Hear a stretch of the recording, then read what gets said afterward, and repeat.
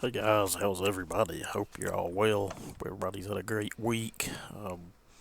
Making some progress on this storm or tornado damage. It's just a day by day process, but we'll eventually get it done. As of today, I'm down to the tree that's through the building and the tool shed. Gonna start trying to tackle that tomorrow. I think I can salvage a lot of that building and reuse it, but we'll just have to see. I'm gonna have to buy a lot of new lumber, I know, because the roof trusses and the strips for sheet metal and everything, well, in this case, it was sawmill lumber when it was built. They're just kind of mangled, but slowly but surely we're getting it done. Anyway, enough of that nonsense. Been rotating saws in and out, trying to run something different every time I get into this mess. Saw the black Craftsman sitting there in the shop, and it's like, well, I want to get that thing out. This ain't nothing very big here. It won't take a whole lot of time to cut it up. Wanted to get it out, put a little time on it. I've run it very little as far as just, dialing it in and, cutting cookies with it, so figured we could put it to work for a little bit. I didn't video everything. There was actually a whole another branch on the back side of this one I cut up off camera. But I figured this would be plenty boring and long enough for you guys. I think it's about 10 minutes of cutting here, but I really like this saw. The handlebar on it, it's like, I don't know, got real thick rubber padding. I've not had one of these apart. I'm not sure what type of AV bushings is in them. What I can see is kind of like your older steels. But this saw is a pleasure to run. It's smooth, it's snappy, it's torquey, and it will rev to the moon. That's what I kind of wanted to discuss. I've not gave out any info on this saw. Wasn't really no reason behind it. I've just moved on to other things, but this was kind of super simple. I think I did show the machine and port work. Wasn't really a whole lot of anything on either.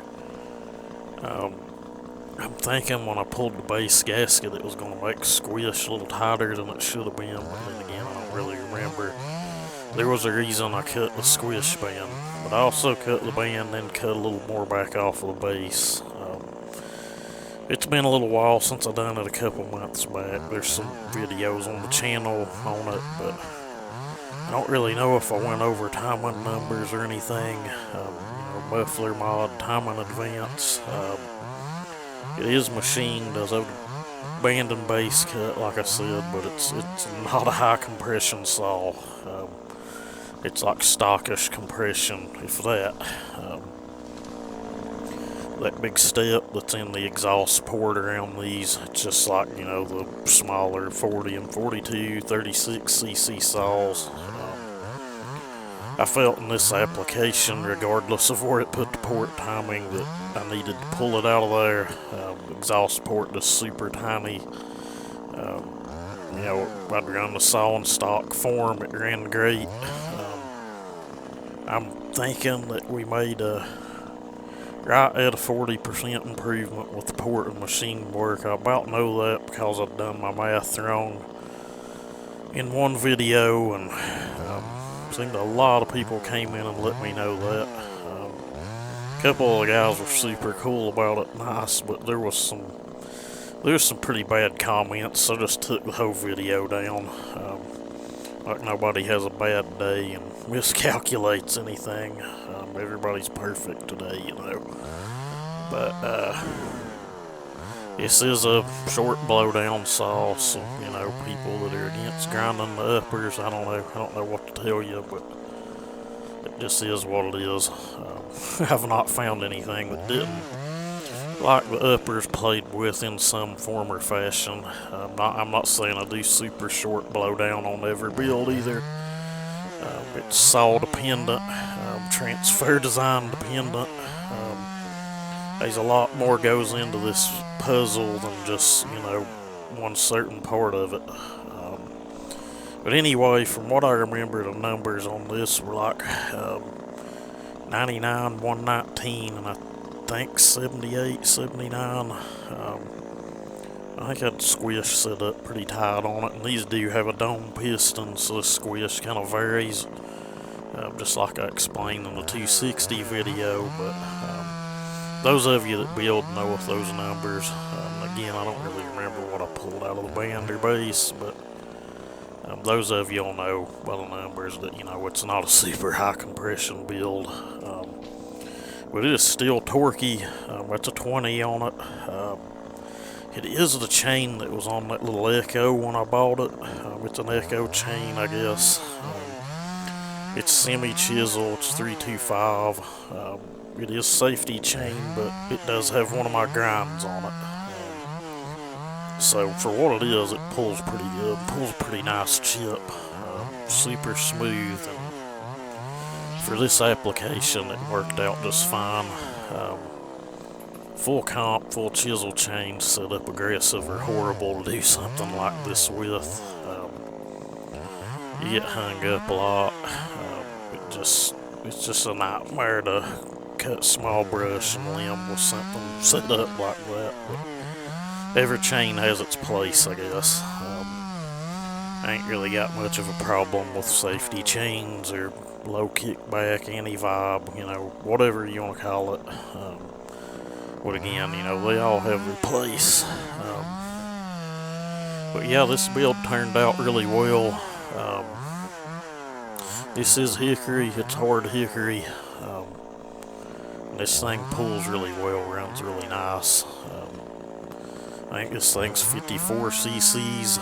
We went over all of that in one of the videos where I'd actually done the build on it. So you can just go back through the channel. I think the video was titled, the Craftsman 3.3 40% gain or something. I don't really remember. But really like it. It starts easy. It hadn't been started in weeks when I fired it there. So, you can take that for what it's worth. Sitting idle all day long. It doesn't get hot or anything. Just a, all out good work saw. It seems, if you do something, do machine work, choke up and blow down a little bit, some guys seem to think that, they just lose everything, that it's a race saw now, which I've really never seen a race saw real short blow down. Most of the ones I've been lucky enough to hear numbers throughout on were, somewhere around 30 degrees plus. Finger ports and everything else in them, custom intakes, large carburetors. I don't know, seems some people think they know more than they do about how these things operate. Took me a long time of trial and error to figure out exactly what's going on in the little engine. There's still a little bit of a mystery, but they're so simple and complex. It's just, they're an amazing little engine, and I'm referring to a 2-stroke engine. But I don't know how much longer this thing has. Channel's still doing good. Things have slowed down a little bit, but it's that time of year. Most people don't want to get out and screw with this stuff when it's 100 degrees out. I don't really either. It ain't been too bad here. If you're in the sun, it's pretty damn hot, but it is what it is, guys. Shit happens. I'll be glad when all of this is cleaned up and over with, but again, wanted to talk about that little saw. She's a runner, guys. As always, thank y'all for watching, commenting, subscribing, all of that nonsense. Hope everybody has a great weekend.